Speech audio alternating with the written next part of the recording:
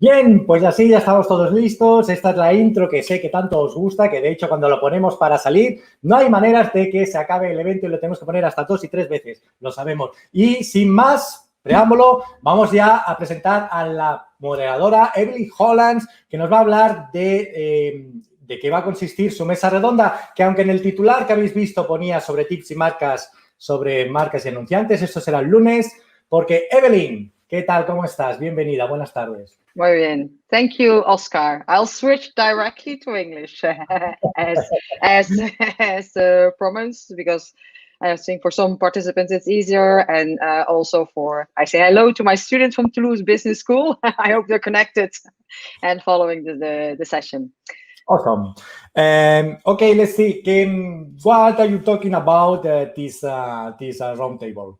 Okay, mainly we've seen during the week very interesting talks from agencies, from technology, but I would like to give it a bit more a brand perspective. Right. So I would like to talk about brand influencer marketing from a brand perspective, how they see it evolve, what are trends in this area, and therefore I invited two people, two great people. Okay. On the one hand, yes. Can we see them already? Ah, there they are. So I invited two persons to participate in this roundtable about influence marketing from a brand perspective. First of all, Concetta Ingrassia. Concetta Ingrassia is head of content and communication of ABBA English, the best app to learn English online. Why? Because he had live experiences, and the live experiences are absolutely great. And if you want to know it, there are 30 million people have used or using ABBA English, so that speaks for itself, the numbers. Thank you, Concetta, for joining us. Thank you so much, Evelyn. On the other side, we have Laura Sanz. Laura Sanz is a great professional in PR with a long experience in cosmetics. Cosmetics is a very important sector as far as influencer marketing is. Hello, Evelyn. Evelyn. And am I back? Am I there? Back? Yes.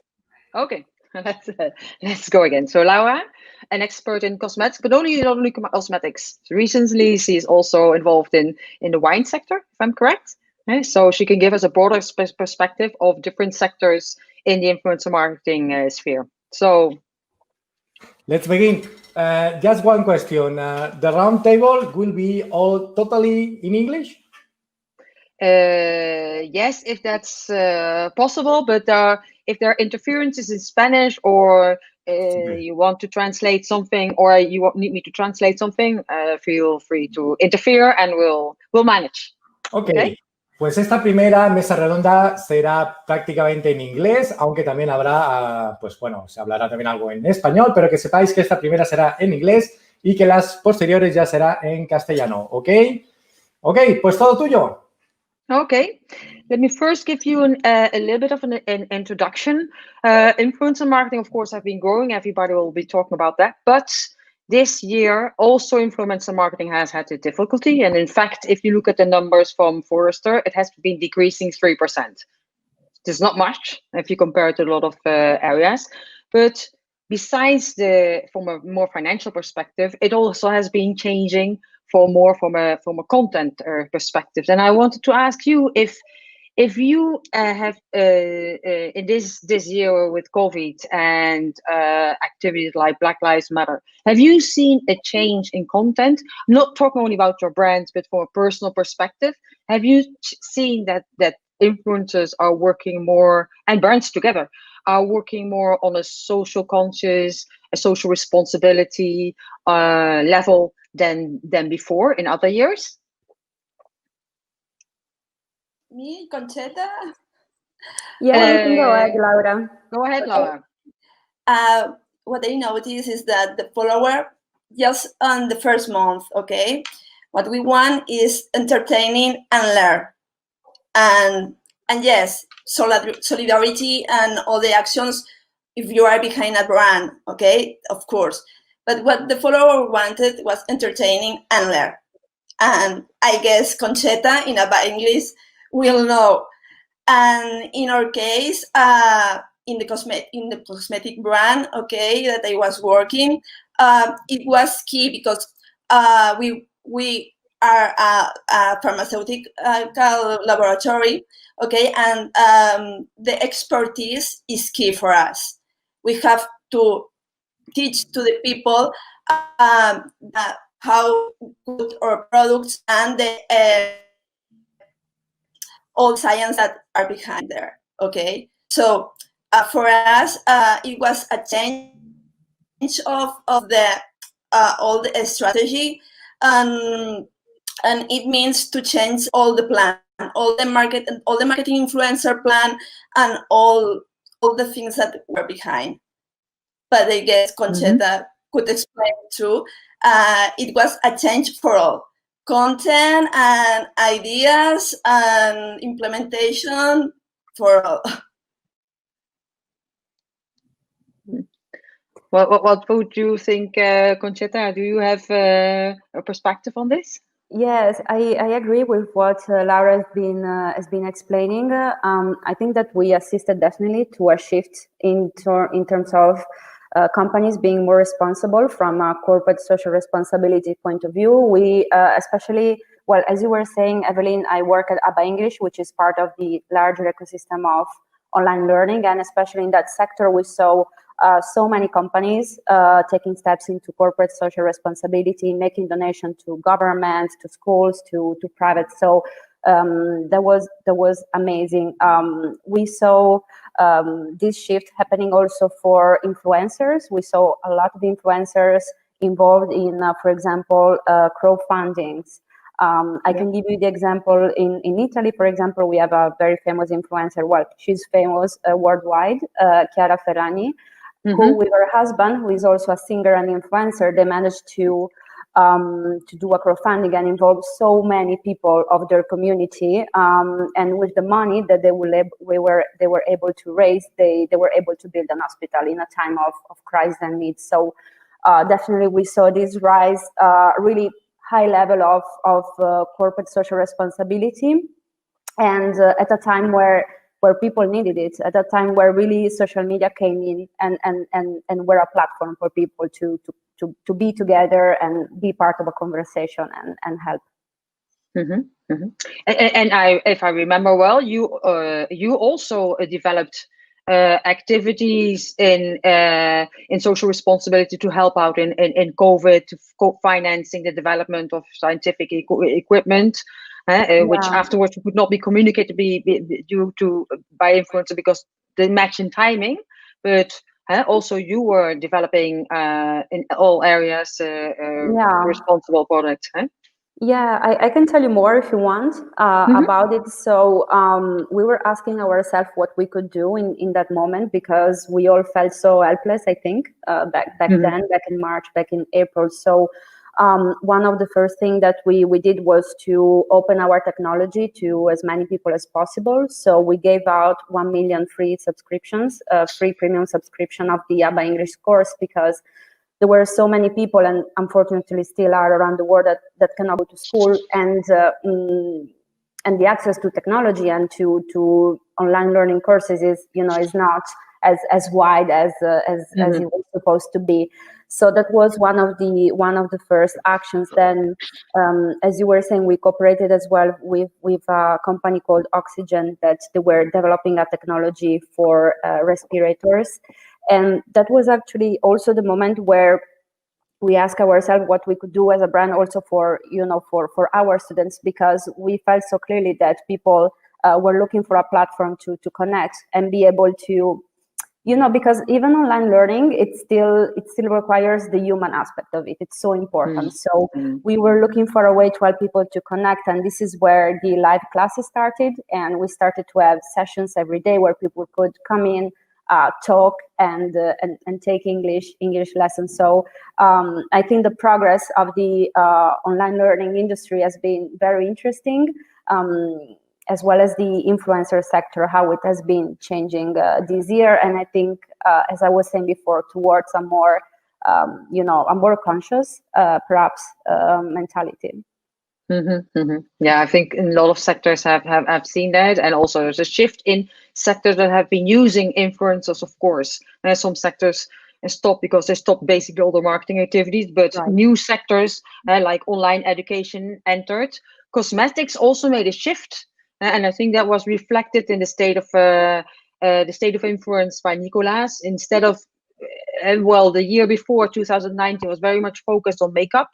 2020 has much more been on skincare. Yes. Well, in our case, for example, you can listen to me? Yes. Yes. Okay. In our case, about solidarity actions, as we produce hydrocolloid gel, we donate all to hospitals and associations who need it.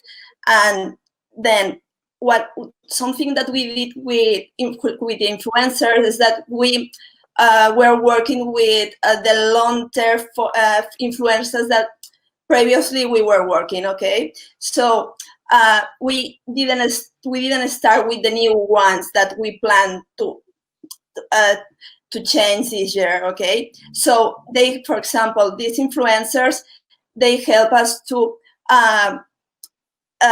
communicate these solidarity actions organically without paying. Okay, and it's so important with the relationship with the influencer to keep these PR actions. It's basic. Long-term relationships to keep, you know, the relations and be more than only I pay you for a post. That brings us to an interesting aspect as far as trends is concerned, because there's a lot of discussion about this. Influencers, I mean, are we using them for ad hoc actions, or are we really creating a longer term relationship with the influencer? How do you see it? I'm sure there are many variables that come into place. It also depends on very much on the different sectors, of course, your objectives. But how do you see this in your sectors, in education online or in cosmetics? The relation, is it more short term, longer term? Is it very performance driven? How do you see the relation? Okay. Concetta?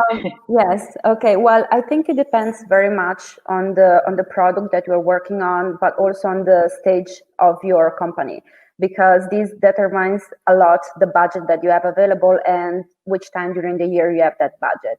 So this being said, the ideal scenario, I think usually it's long-term cooperations, because this is the easiest way for an influencer to also take that product, that service, and make it part of their life, their routine, in the moment where it makes more sense for them. So to really make your product part of a larger conversation, rather than put your product at the center of what you're trying to say. So I would say that this is the ideal, right? Then sometimes it's possible, sometimes it's not. Sure. I think for many people, you know, maybe you have like a one spot campaign because maybe it's, you know, it's a very important time of the year for you. So that's also an option. And you, Laura, how do you see the influencers relations, longer term, shorter term? As I concerned, I think in a long-term relationships. But it's true that in the beauty sector, it works a lot by projects. Well, by projects or for an action. And in some cases, you know, it's a one shot. And if you are working with macro influencers, you know, it doesn't work. Because, as you know, more followers, less credibility, and then you need a long term to, you know, to create a relationship and that the follower believe that you like this product, and it's not one shot, and it's of sense.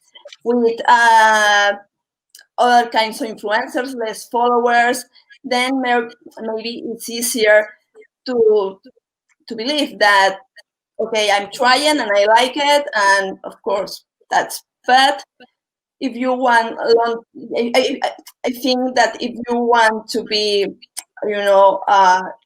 the credit, you want to be, well, the credibility, and the values, and they are ambassadors of your values. It's key. No. I understand that perspective, and in fact, I think as you indicated, it depends on your sector, depends on the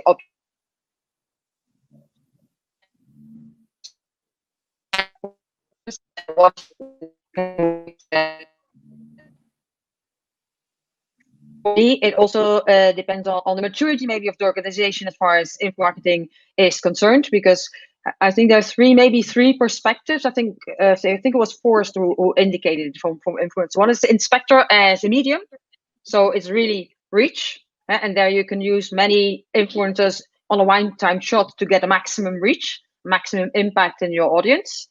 Another one is to have influencers, work with influencers for content for your channels, to create content for different channels, which could be from a live event to paid media.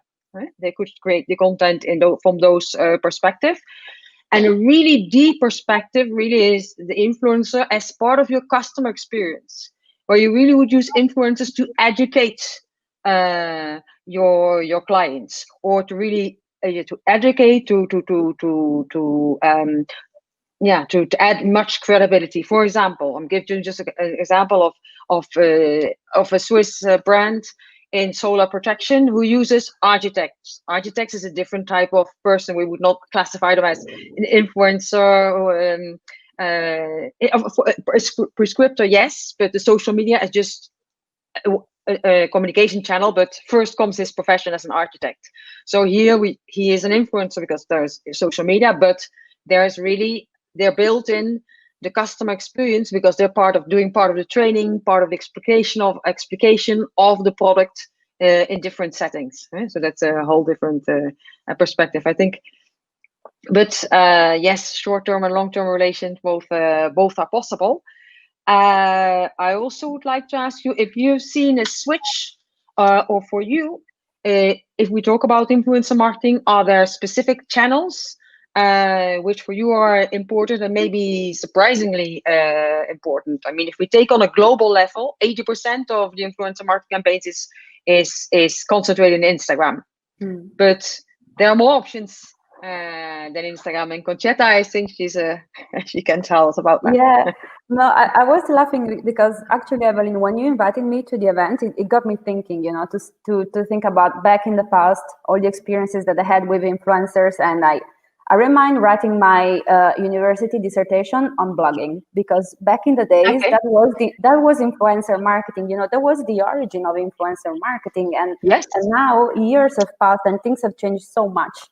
I think, yeah, you're right when you said that now most of the effort is on Instagram, and also most of the marketing spent for influencer marketing is on Instagram. So I think this is something that it's we saw it this year, and most likely we will see also next year. Although, we're all aware that the huge rise that TikTok had during the last year, we saw many companies that are starting, to test the water with this platform. Although, we're still not really sure in some cases of, how to actually take full advantage of TikTok. And I think that maybe in 1 year we will be here, to discuss about all the study cases that we've been seeing and how to actually use it. So, to answer to your question, I think that definitely Instagram is a channel that will remain strong for influencer marketing. I think that brands that will take the first steps in using TikTok will engage with influencers rather than building their own presence. So influencer will play a very important role for TikTok campaigns.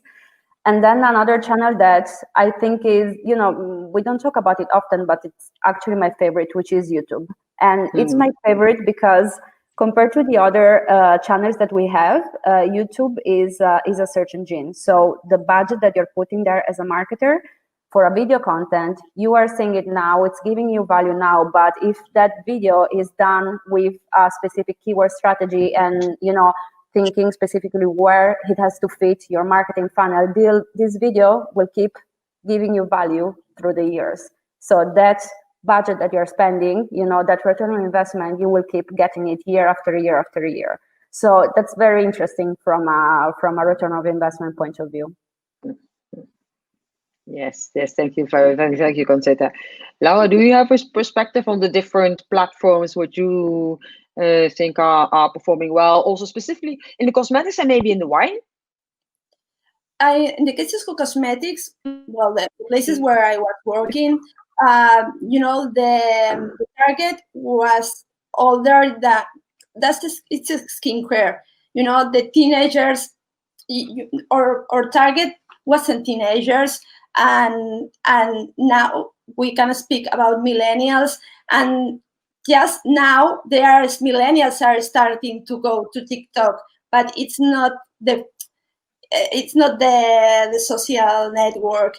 And if we think Instagram, for example, when we were working to define the influencers we were looking for, and you know it, who is the best influencer for us, we were analyzing senior influencers, people with 55, 60 years old, and the average of the followers were 33 years old. So, you know, I would like people who are more, you know, older than that. And it's so difficult to find it. So we have to keep in Instagram. I'm following TikTok and other social networks, but just for the moment, we are going to keep something that it's a trend between brands and influencers, and I think it's important is that a lot of them they're creating new parallel micro accounts. I don't know if you know this. For example, well, you know, macro influencers. I guess it's because they have really low engagement, and they would like to have more dialogue with their followers or the brands, for example. And it happens to us with an influencer, Paula Ordovaz. It's a Spanish influencer that during the pandemic, when they started, yes, she created a micro account, and the name is Eat Pretty Baby. And starting with that, then she started to write a book, and she presented, I think, 2 weeks ago. So, you know, how the things are changing and so quickly. And it happens with beauty cosmetic brands. There's another, the name is, I think, Grow Recipe. And they created another because the main social network was for e-commerce, and the other one was a total dialogue and user-generated content that they take advantage of that. So, you know, there are trends even in Instagram that we can think is, you know, it's older now as a social network, but I think it's interesting. What do you think was the reasoning behind creating those micro accounts? I think it's engagement and more dialogue with the followers or consumers. You know, so they notice, but or it's more focused in some content. For example, in the case of Paula Ordovaz, she is focusing in recipes and sport. Something, you know, that during the pandemic, during the confinement, it was key, you know. And then about brands, I think it's more dialogue, different content, fresh, and more active with your follower. implication, you know, Yeah. with them. Yeah. Okay, thank you. From a brand perspective, working with influencers, I want to ask you internally, how do you establish, or what are the measurements as key performance indicators? What do you use to measure the success of an influencer campaign? Does it go from reach, engagement, leads, sales? What are our key performance indicators you manage in your strategy, or in a specific activity with influencers? That of course differs.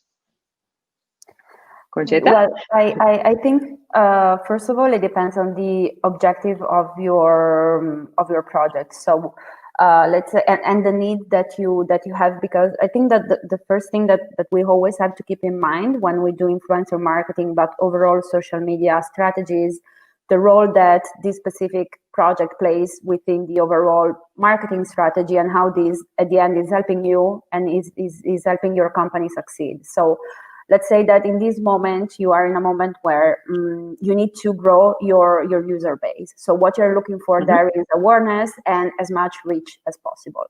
So that will be your tier 1 metric, right? Let's say that on the other hand, you're in a different phase where you already established your user base, but you are seeing that, you know, you think that your conversion rate can be better. So you want to you want to explain your product a little bit differently to your users. You want to give them a very authentic point of view.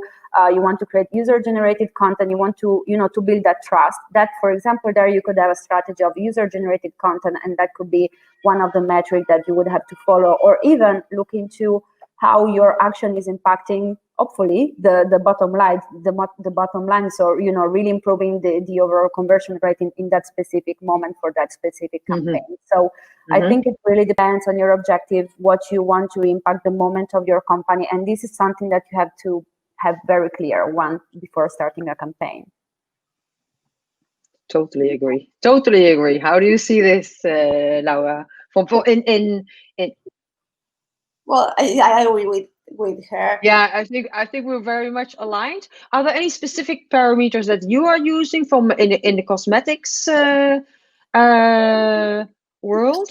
Well, for us, we are not looking performance. We are looking brand awareness, and in some occasions, user the creation of content. Okay, user content generation, but by the follower. Okay, but first of all is the analysis of the profiles, and you know it. You know, it's so important. Then it's a profile to know hard and soft metrics. So hard, you know, quality, so important. Please, not fake followers. Yeah. You know, and then engagement, reach, and then soft, age, sex, national, country of the followers, and values. For us, it's so important, values. And when you are speaking about lifestyle and, you know, luxury, you know, premium brands, then you need to look for really well the what kind of position has the influencer. And then the execution is so important. After that, when you close the project, I think the key message that you want to communicate, and it has to be clear for the influencer, because some occasions could be another message that it's totally different. And, you know, links, key too, and then the follow-up. And then when we are speaking, it's what she said, reach, impressions, likes, and the web traffic. Key too. No. I think we're fully aligned, and it's especially, I think, important in specifically when you mature more to also have the analysis well done. Because, for example, a company like Estée Lauder, 30% of their digital budget goes to influencer marketing. So 30% of it, and you can imagine that this kind of $1 million budget. So 30% of a digital marketing budget in influencer marketing, you better know that you spend it on the right people with the right impact. So thank you very much for your input. I would like to round off with the last question. Imagine we have a brand in front of us who wants to start with influencer marketing. Do you have any recommendation of how to start? What would you do, or are there the things you said don't? Mm-hmm. Okay, well, I think that's a very important question, and it connects to what you were saying. I did not know that was the share that Estée Lauder was using influencer marketing. It's very impressive, and I think the most important thing that I would say to a company starting to do this, or or a social media manager that has to do their first campaign, is to be mindful of your budget and know very clearly what is the role of your project in the overall company strategy. Because in the moment where you are doing a campaign where maybe, for example, for you in your mind, the main objective is engagement rate, but maybe this is not serving the objective of the company, and you're using a quite important budget, this will hinder your capability in the future to do more campaigns. Because as you were saying, Evelyn, influencer marketing budget has been cut in so many industries. And unfortunately, let's be honest, this is one of the first budgets that get cut when things don't go well. And I think in most cases is because the value of it's not understood.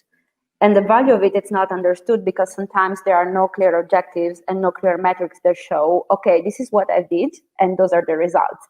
And if Estée Lauder has 30% of their budget in that, it's because they know exactly what this is bringing to them.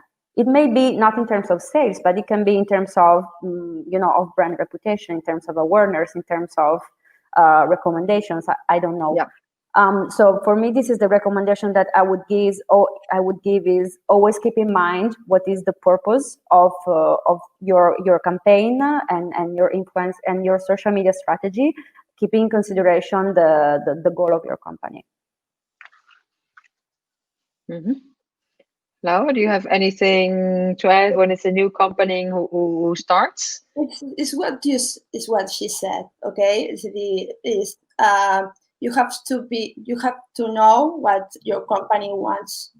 Okay, the objective, and after that, you have to defend that it has to be a long-term relationship. It's not one shot, because then it will be nothing, to the results.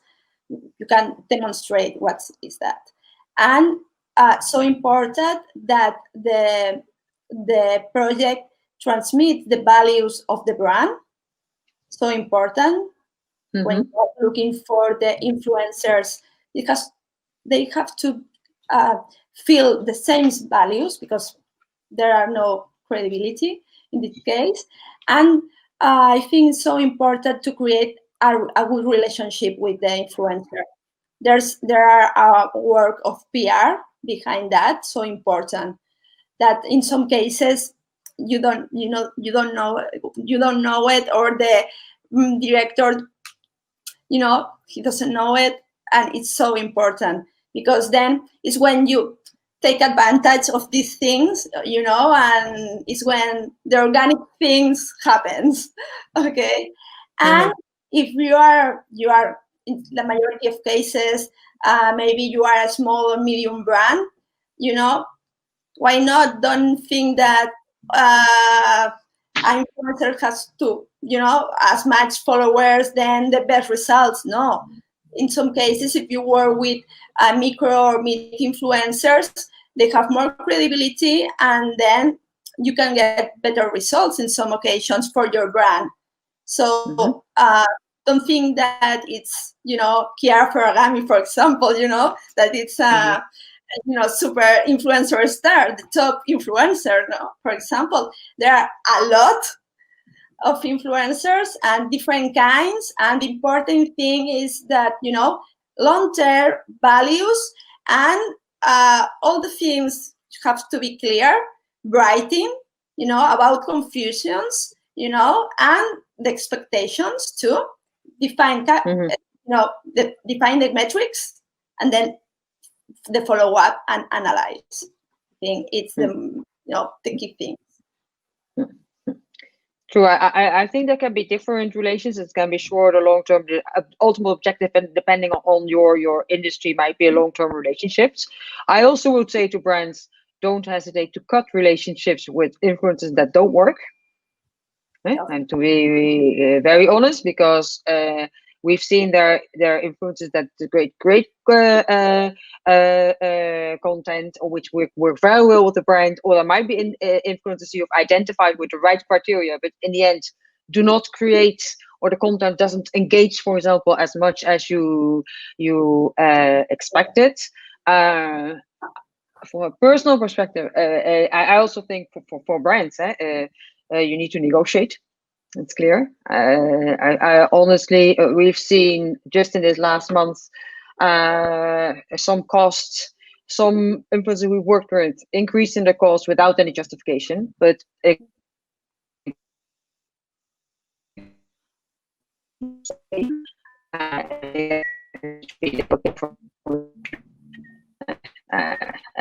for both from a brand perspective and from an influencer's perspective, I don't think that's the right way to go. So you have to be a little bit careful in this area. Just wanted to mention what do you think about the content created? How much influence do you want to have as a brand on the content an influencer creates? I think your brand and your product should be part of a larger conversation that the influencer is having with their own audience. So absolutely, within the guidelines that are given, to respect the brand voice and the brand values, the best scenario would be to leave the freedom to speak with their own tone of voice. And now, how do you see? Because the cosmetic industry, no, you're not cosmetic. It is different. Can you? Could you repeat the question, because I didn't okay, sorry. From your perspective, how should the brand interact with the influencers as far as content is concerned? Should they be controlling the content? How much? How do you see the process of content creations between brand and influencer? Okay, in our case, I think it's so important to send them the key message, okay, and give them as much content as possible. And in the case of the style of the picture or image, give some reference, okay, because in the past, working with with macro is different, because there are more professionals, and because they are working for that some time ago, and then you notice the difference. But I think it's so important, because then you can, it's the problem of the expectations. Then you are looking for something, and if you didn't say what you need, then it's surprise. And then no, thank you. So then they can adapt, the follower will adapt the content with her or his style, but it's so important to define.